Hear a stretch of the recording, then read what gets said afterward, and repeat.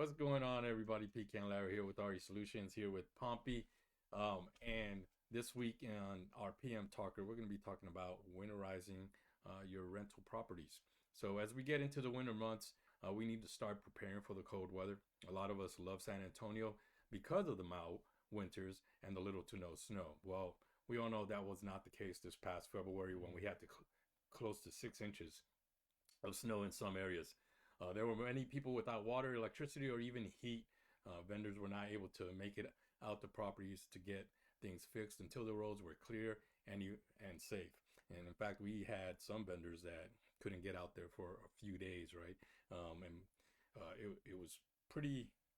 I would say that the tenants actually were They did pretty well though. yeah, they weren't complaining as much. Because they knew, things were happening and stuff. So even though there may be things that are not under our control, the good news is most damage to a rental property due to winter weather can be prevented with with a little extra effort. So we're gonna cover these few things that you can do. Hi, once again, I'm Pete, and this is Pompi with Solutions, and we are a residential real estate and property management company that loves to educate and help people find solutions to their real estate needs. If you're interested in that and would like to see more of our content, please hit that subscribe button and tap the bell to get notifications every time me or my team put out videos. Awesome. So let's discuss winterizing your home. It really doesn't take much time or effort. Usually tenants are responsible for maintaining the property and preventing any damage to the property. But there are some things that they can do to prepare for winter weather and assist in minimizing additional cost and damage to the property. As an example, you can cover outdoor pipes, right? Outdoor hoses, pipes, and faucets are the most obvious things that you can do that are at risk for freezing as far as helping them not to freeze. So if they're filled with water, when the cold hits, it could freeze, expand, and rupture. There was a lot of that going on last year. Well, so this year. Yeah. So if temperatures aren't too low for too long, a styrofoam faucet cover can be a very cheap solution. These simply latch onto the spigot and they seal it from the outside air. And they're pretty cheap too. They you really can find are. them at Walmart or Lowe's and stuff like that for, I think, like $2, $3 or whatever. So. Well, inflation, let's make it 5. But yeah, okay. However, if you're expecting intense cold and it's going to be sustained for a period of time, it might be necessary to cut off the water supply to the outside faucets and drain them. This is the only sure way to prevent them from freezing or breaking. Some other tips might be to prevent pipes from freezing is to let them drip a little bit. It's much more difficult to allow the water to burst or a pipe if there's water consistently passing through the pipe. You can also, in your kitchens, you can also open up the sink cabinets and allow heat from the house to kind of circulate through there, and that will allow those pipes from staying warm and not freezing. Yeah. So during this past February's snowstorm, snowmageddon, that's what they call it. Snowmageddon. Yes. We had a lot of properties that had burst pipes and stuff like that. And once again, a lot of the vendors weren't able to get out there and actually fix those pipes at that time. So we've had people with, no water for a couple of days. Hopefully that doesn't happen again. Actually, it happened at our house too. We had a bursted water spigot outside. I was able to jimmy rig it to fix it just right away until the plumber was able to get out there. But yes, the more you do to try to prevent those pipes from bursting, the better. So the more comfortable it is for everyone living there. Yes. So you never have to worry about running out of water during a time like that. Yeah. But the next thing would be to check the chimney. If you have a fireplace and you'd like to keep the house nice and toasty, make sure your chimney flue isn't filled with a squirrel or bird creating nests in there before the lighting that first fire. It's also a good idea to build a smaller preliminary fire to allow the hot air to rise up a little bit. That way, when you open up the flue, the warm air can push the cold air out of the way and not vice versa, the cold air blowing out the actual fire you're trying to place. Get smoke in your house. I've done that. It's not fun. So, other things that you can do is check the windows and doors, right? Your heaters and fire won't do much good if the warm air is escaping. Inspect your windows to make sure that they are properly sealed, that there's no broken glass.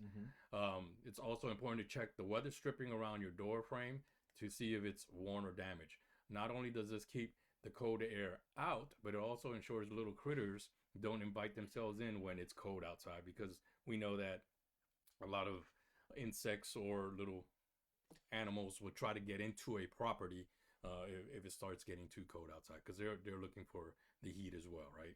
So if windows or doors are not properly sealed, you can contact your landlord or your property manager to get this fixed. Just please note that if the damage was caused by what we call tenant negligence, which sounds harsh, but it does sound kind of harsh. Yeah, yeah, it sounds harsh, but that's what Texas Property Code actually states it as. But if it's caused by tenant negligence, for example, your dog is scratching at the door because they're always wanting to get into the house, and that damages the weather stripping around the door, the tenant will be charged for that repair. So those are some of the things that you want to look out for around the window and around the door. If you have a sprinkler system at your property, most sprinkler systems are made out of plastic piping, which can easily burst if frozen. While the ground can be sufficient insulation from a more mild freeze, it's better to err on the side of caution. Your system should have a valve that cuts off water to it only, as well as a way to drain it, or drain the remaining water that's in it. If you aren't sure how to go about this, you can call us if you're one of our tenants, obviously. You can call us or your property manager or your landlord, and they can find out how to do this for you, so that kind of walk you through it. Yeah, kind of walk you through it so those pipes don't burst. And just FYI, another reason why there was so many bursted pipes here in San Antonio is because, unlike properties on the East Coast where we're from, a lot of the pipes in the East Coast are buried much further down into the ground to try to insulate those pipes. Here in San Antonio, those pipes are not buried as deep. They're probably 12 inches, maybe 16 if you're fortunate, inches. Yeah. So that's why there wasn't as much insulation from the ground. That's why a lot of pipes were bursting. That's just a little knowledge. Little extra tidbit there. Yeah. If you have plants and landscaping or garden, kind of like I have my garden and stuff like that, plumbing isn't the only thing that hates freezing weather. Your plants need to stay warm too. If you have potted plants, find a place in a shed or a garage that can offer some protection from the frigid elements. If they are planted in the ground, try to cover them with bed sheets, quilts, or even plastic. This won't always save them, but short of digging them up and bringing them inside, it's the only real option you have. And of course, if you're a renter, you want to try to take care of as much landscaping as you can, as reasonable. Because once again, tenants are responsible for the condition of the property while they're living in it. So even though these conditions are not done by you, it's just an act of God. As far as the weather, we still try to minimize as much damage as we can to either the inside or the outside of the property. So, now, here's something that a lot of native San Antonians aren't really very familiar with. But being that we grew up, or we're originally from the Northeast, and are accustomed to getting snow and those winters like we had here in Snowmageddon, San Antonio. That was a regular thing back then. That was normal. That's why I moved to San Antonio and the snow came here. So, but luckily it took what? It took years before we got a snow like that. Yeah. However, I had to help one of my neighbors because it was very cold. His door was frozen shut, and he was ready to pour hot water across his windshield. So it reminded me, and it made us, Pete and I, want to put this portion of this information: winterizing your car. Cars have a lot of moving parts and require regular maintenance to begin anyway, just naturally. But it's even more so true when it's time for a cold winter, and the difference that your car might need during some of these time frames. So as an example, antifreeze. Using engine coolant can do its job if it's frozen like a popsicle. frozen like a popsicle. Sorry. Check with your mechanic or consult your owner's manual to find out what type of antifreeze your car needs and how much you should have in the vehicle. Check your battery. Cold That's weather. a big one. Yeah. Yeah. Cold weather will diminish the power of your battery, so it's important that you make sure it has enough charge to handle that. If you don't have your own multimeter to test voltage, most auto parts stores will do so for free. All right, so right before we get any indication that we're about to get real cold weather, just stop in AutoZone or any of those kind of little spots. They'll do a quick check of your battery and let you know ahead of time if maybe you should do something. Yeah, it's best to do it ahead of time. Then find out last minute. Yeah, you could be out there shopping and get in your vehicle and, Dead. You're not going anywhere. So make sure to check your hoses. Check under the hood and inspect any rubber or plastic belts and hoses for cracks and signs of brittleness or wear. It's important to do this regardless of temperature, but when you're running an engine, it's especially important during the winter months because that's the last thing you need. Just once again, breaking down on the side of the road where something could have been preventable. Winter wipers. Believe it or not, there's actually a difference between summer wipers and winter wipers. Winter wipers are a little bit more durable to actually tolerate ice and snow on the windshield versus summer ones that are just to brush the water off. So it can be very worthwhile to actually change your wipers out for the winter time frame. Now, and you may not, I don't know if you would find as many winter wipers here in San Antonio because of the mild winters and stuff. It may be a little bit harder to find in the stores. It might be an Amazon purchase. Yeah, it might be something you have to purchase online. But even if you just get all weather, still better wipers, than your regular. Yeah, yeah. So and we know that as far as San Antonio, our weather, it's very mild here on average. It's gonna be probably a week, if it happens at all. But you always want to be prepared. For just that 1 week, wouldn't it be nice if you didn't have anything to stress about? Exactly. Because your vehicles and your house was taken care of. Right. Exactly. So you can drink your hot cocoa looking at others like, man, that sucks. That sucks. So test your defrosters. Defrosters can make life a whole lot easier, but only if they work. So whether you have heating elements on your windows or simply rely on the AC system, make sure that they work as intended before you get out in the cold.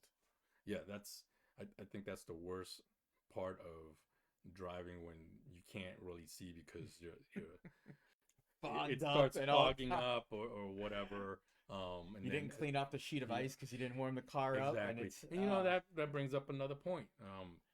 This is another safety point. So if there is a lot of ice or snow on your vehicle, you don't want to just clean off the area that you're trying to look out, right? You want to try to clean off your whole windshield, your whole back window, and guess what? The top of your car as well, right? Of your car. Because as you're driving, that snow and ice starts falling, and it can actually hit the car behind you and cause a lot of damage based on how it comes off. Yeah, exactly. So,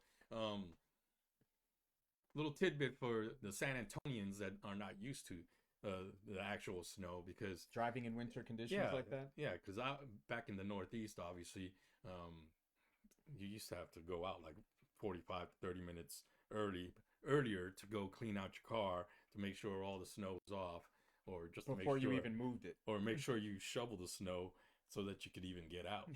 That's why that's why I live here. So anyway, there are many things you can do to get ready for the cold weather. This list is not all encompassing, but if you want to learn more, there's plenty of information found on the internet. Even though we are currently experiencing some mild temperatures right now, it's best to be prepared to keep yourselves and your family safe and warm. Thanks for watching, and remember that we at RE Solutions have the solutions for all of your real estate needs. Bye-bye.